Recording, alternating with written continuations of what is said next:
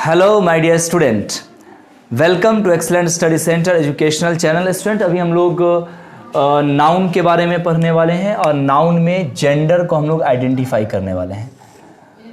तो ट्राई करते हैं कि जेंडर को आसान सी भाषा में, अपनी भाषा में समझा जा सके।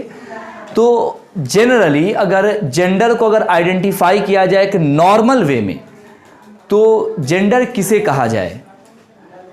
एक शब्द में अगर कहा जाए, हुज़ैफा आप बताइए, जेंडर आप किसे कहोगे? जेंडर मतलब होता है लिंग। जेंडर मतलब होता है लिंग। चलिए ठीक, आइडेंटिफाई करते हैं कि कौन नाउन मेल है, कौन फीमेल है, कौन दोनों है, कौन दोनों ही है।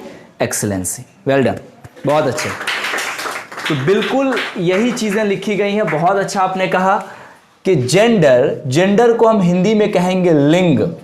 तो जेंडर ये आइडेंटिफाई करता है, यानी ये बताता है कि कौन सा नाउन मेल होगा या फीमेल होगा। बट आपने अक्सर सुना होगा कि ट्रेन वगैरह में अगर आप जाते होते हैं तो कुछ ऐसे शख्स मिलेंगे जिसको हम लोग कहते हैं कि नहीं लड़का है ना लड़की है।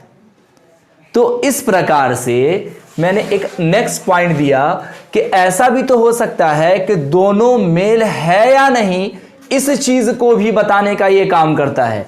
तो on the above basis gender on 4 types, इस प्रकार से, यानी कि जो जेंडर है वो या तो ये बताएगा कि कौन लड़का है कौन लड़की है, या कौन इस दोनों में से कुछ भी नहीं है, या ये भी बताने का काम करेगा कि कौन जेंडर मेल और फीमेल दोनों में आ सकता है। तो इस प्रकार से बेसिकली इस बातों के अकॉर्डिंग अगर देखा जाए तो जेंडर हमारे पास 4 प्रकार के हो जाएंगे।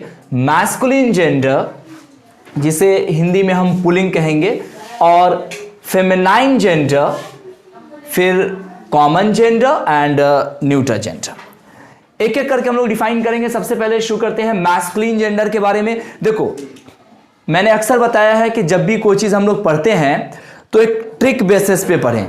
डिफिनीशन नो डाउट के सुनने में, बोलने में बड़ा मज़ा आता है, अच्छा लगता है, बट वो डिफिनीशन अकॉर्डिंग टू टाइम, एक वक्त के समय अनुसार क्या होता है कि हम उसको लैप्स कर जाते हैं, भूल जाते हैं। तो आप याद रखना कि मैस्कुलिन जेंडर डिनोटेड मेल, यानी M फॉर मेल और M फॉर मैस्कुलिन, या फिर मैस्कुलिन M और मेल भी आपका M से। तो दोनों masculine gender denoted for male, यानी मैस्कुलिन जेंडर हम वैसे जेंडर को कहेंगे जो मेल को डिनोट करता है। इस प्रकार से हम लिख सकते हैं कि मैस्कुलिन जेंडर से मेल जाति का बोध होता है, यानी ऐसे जेंडर जिनसे मेल वर्ग के, यानी कि जितने पुरुष प्रधान लोग हैं, उनके बारे में अगर बताया जाए तो समझ सकते हैं कि भैया वो मैस्कुलिन कहलाएगा। तो इस प्रकार से हम कह सकते हैं कि the masculine gender denotes male. Okay, for example boy, man, hero, prince, tiger and etcetera. Okay, अब हम बात करते हैं फेमिनाइन जेंडर के बारे में। इसका हिंदी ऑलरेडी स्ट्रिंग लिखा गया तो यहीं से समझ में आ जा रहा है। इसका मतलब कि जो फेमिनाइन जेंडर है ये डिनोट करेगा किसको? तो फीमेल को डिनोट करेगा। बात समझ में आ रही है? तो हम कह सकते हैं कि फेमिनाइन जेंडर से फीमेल जाति का बोध होता है। इस प्रकार से इसे हम कुछ इस प्रकार से डिफिनीशन दे सकते हैं। The feminine gender denotes female, for example girl, women, actress and mothers etcetera. And next, common gender. Common gender का हिंदी यहां देखो बेटा दिया गया है उभयलिंग। उभयलिंग का मतलब ही होता है जो कि दोनों में आ जाए, यानी कि कॉमन, जिसको हम कॉमन रूप से ले सकते हो, नाम से ही क्लियर है। तो इस प्रकार से जो यहां पे जो दिया गया है कॉमन जेंडर के बारे में कि कॉमन जेंडर डिनोट्स मेल और फीमेल, यानी जो मेल और फीमेल दोनों को कॉमन करता हो, यानी ऐसा नाउन जो मेल और फीमेल दोनों को संबोधित कर रहा हो। इस प्रकार से हम कह सकते हैं कि कॉमन जेंडर के अकॉर्डिंग नाउन या तो मेल होंगे या फिर फीमेल होंगे। तो इंग्लिश में इसको हम कुछ इस प्रकार से बोल सकते हैं, the common gender denotes that the noun either a male और फीमेल। ओके, फॉर एग्जाम्पल कुछ हम यहां इस प्रकार से ले सकते हैं। चाइल्ड, अगर आप चाइल्ड बोल रहे हो तो क्या चाइल्ड से ये पता चल रहा है कि ये लड़का है कि लड़की है? ऐसा हमें पता नहीं चल पा रहा है। अगर आप फ्रेंड बोल रहे हो तो या तो वो गर्लफ्रेंड भी हो सकती है और बॉयफ्रेंड भी हो सकता, तो इस प्रकार से यहां भी हमें ये समझ में नहीं आता। अगर आप सिंगर बोल रहे हो तो सिंगर में भी बॉयज सिंगर भी होते हैं और गर्ल सिंगर भी होती हैं। तो ये सारे जो एग्जाम्पल है, उसी प्रकार से अगर मैं टीचर अगर बोलूं तो टीचर में मैम भी हो सकते हैं और सर भी हो सकते हैं।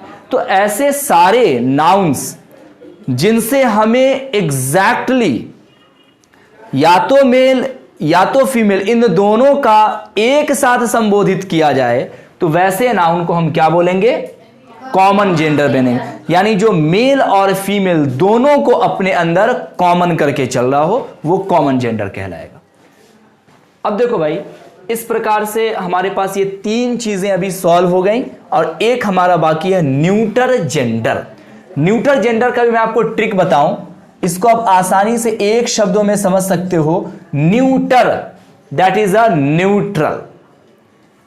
कहने का मतलब यह है कि न्यूटर जेंडर से यह बोध होता है कि जो नाउन है वो ना तो मेल होगा और ना ही फीमेल, यानी कि ये अपने आप में न्यूट्रल रहेगा।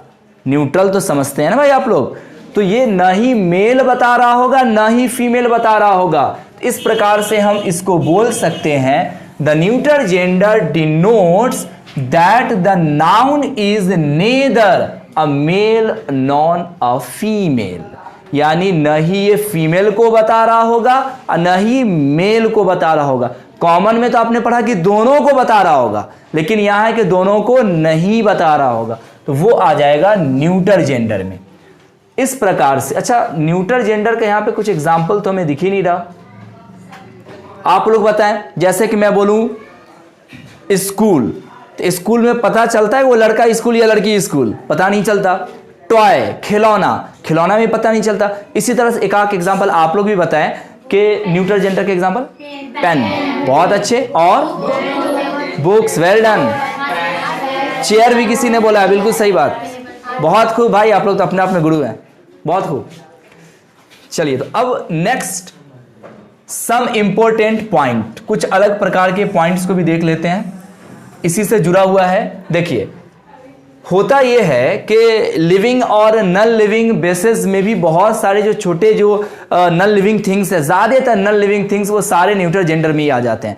इस एस्पेक्ट्स में मैंने यहाँ कुछ पॉइंट्स लिया है कि non living organism, collective noun and material noun और एब्स्ट्रैक्ट नाउन, और यानी एब्स्ट्रैक्ट ये डबल डबल लिख दियो शायद, कलेक्टिव नाउन, मटेरियल नाउन और एब्स्ट्रैक्ट नाउन, इसको गोल कीजिए। वाले जो नाउन्स होंगे वो जेंडर फैमिली में ही आते हैं। बात समझ में आ गई? फिर से देखो, एक तो नॉन लिविंग ऑर्गेनिज्म वाले ज्यादातर जो चीजें हैं वो आपको न्यूटर जेंडर में आ जाएंगी, जैसे कि chair, pen, marker, black board, ये सारी चीजें। उसके बाद कहा गया कि collective noun, material noun and abstract noun, जैसे ऑनेस्टी है ना, एब्स्ट्रैक्ट तो पता ही नहीं चल रहा ना, ईमानदार लड़का लड़की दोनों हो सकता। लव, लव में पता चलता है भैया किसको लव कर रहे हैं, ऐसा तो पता ही नहीं चलता, तो सीधा लव जो है ये अपने आप में न्यूटर में आ जाएगा। तो इस तरह से जो भी नॉन लिविंग थिंग्स में चीजें आती हैं वो आपको इसमें ही आ जाएगा। तो एब्स्ट्रैक्ट में ये सारी चीजें आ जाएंगी आपको। और उसके बाद फैमिली, फिर यहां दिया गया collective noun, material noun, abstract noun वाले जो नाउन्स होंगे ये भी जेंडर में ही आते हैं। यानी इसमें जितने सारे इसके एग्जाम्पल जो कि आपने बैक क्लासेस में पढ़ा है वो सबको भी हम जेंडर के रूप में क्लासिफाइड कर सकते हैं। अब देखो, होता क्या है कि जेंडर हिंदी में पहचाना बहुत आसान है, जैसे घोड़ा तो घोड़ी, लड़का तो लड़की, है ना, ई की मात्रा लगा दी। लेकिन इंग्लिश में आपको कन्वर्ट करने में मैस्कुलिन टू फेमिनिन ये बड़ा मुश्किल होता है। कारण क्या है, कुछ इस प्रकार से आप देख लें, कुछ तो बहुत बड़ा अंतर भी आ जाता है। हिंदी और इंग्लिश ग्रामर में जेंडर का क्लासिफिकेशन डिफरेंट है। हिंदी का क्या नहीं बता सकता है इसके बारे में, जेंडर के लिंग के बारे में? 2 ही प्रकार का तो आता ही है उसमें, स्त्रीलिंग और पुल्लिंग। यहां हम 4 प्रकार का पढ़ रहे हैं, अगर चाहे तो इसमें 1 प्रकार और बढ़ाया जा सकता है। बहरहाल, जैसे पेन को इंग्लिश में आप क्या कहोगे? न्यूट्रल जेंडर, अभी मैंने बताया, जो नॉन लिविंग में आ जाता है तो न्यूट्रल जेंडर। लेकिन पेन का अगर हिंदी देखा जाए तो स्त्रीलिंग में आ जाएगा। पेन अच्छी है, पेन अच्छा, पेन अच्छे से चल रहा है, या पेन नई है। बात समझ में आ रहा है ना? तो हिंदी में तो स्त्रीलिंग है, लेकिन इंग्लिश में जाने के बाद चूंकि ये आपको आ जाता है नॉन लिविंग ऑर्गेनिज्म में, इस वजह से इसे हम न्यूट्रल जेंडर मान लेते हैं। तो इंग्लिश और हिंदी का जो क्लासिफिकेशन है वो थोड़ा डिफरेंट माना जाता है, ये आप ख्याल रखेंगे। इसके क्या मीनिंग्स है, ये मैंने क्यों दिया है, नेक्स्ट क्लास में इसको और अच्छे से डिफाइन किया जाएगा। यहां आपको एक इंडिकेशन पॉइंट दिया गया ताकि आप आगे के क्लासेस में प्रॉब्लम्स न क्रिएट करो। हिंदी भाषा में जेंडर सिर्फ 2 प्रकार के होंगे, स्त्रीलिंग और पुल्लिंग। स्त्रीलिंग यानी कि फेमिनाइन जेंडर और पुल्लिंग यानी कि मैस्कुलिन जेंडर। अब देखो, जैसा कि मैंने यहां जो बताया कि पेन जो है वो स्त्रीलिंग है। अब सोचो कि अगर हिंदी में इंग्लिश में अगर इसको हम बोलेंगे कि नहीं भैया ये आपको फेमिनाइन जेंडर, तो कैसे बोलेंगे? हिंदी में तो कोई तीसरा इसका प्रकार ही नहीं है, इसलिए लिखा गया कि हिंदी के अनुसार निर्जीव पदार्थ या तो पुल्लिंग होंगे या तो स्त्रीलिंग, इसके आगे कोई तीसरा इसका प्रकार ही नहीं है। जब प्रकार ही नहीं है तो फिर आगे इसकी बात ही नहीं करनी। बात समझ में आ रहा है? तो इस प्रकार से हिंदी और इंग्लिश का जो क्लासिफिकेशन है वो थोड़ा सा डिफरेंट होता है। ओवरऑल अगर समअप किया जाए तो ये मैं आपको बता दूं कि जेंडर जो है ये आइडेंटिफाई करता है कि कौन मेल होगा और कौन फीमेल होगा, या कौन इस दोनों में से नहीं होगा, या कौन ये दोनों होगा। ये 4 प्रकार की ये जानकारी देता है। इस प्रकार से gender masculine, feminine, common and neutral gender के एस्पेक्ट्स में क्लासिफाइड हो जाता है। Okay students, thanks watch the video.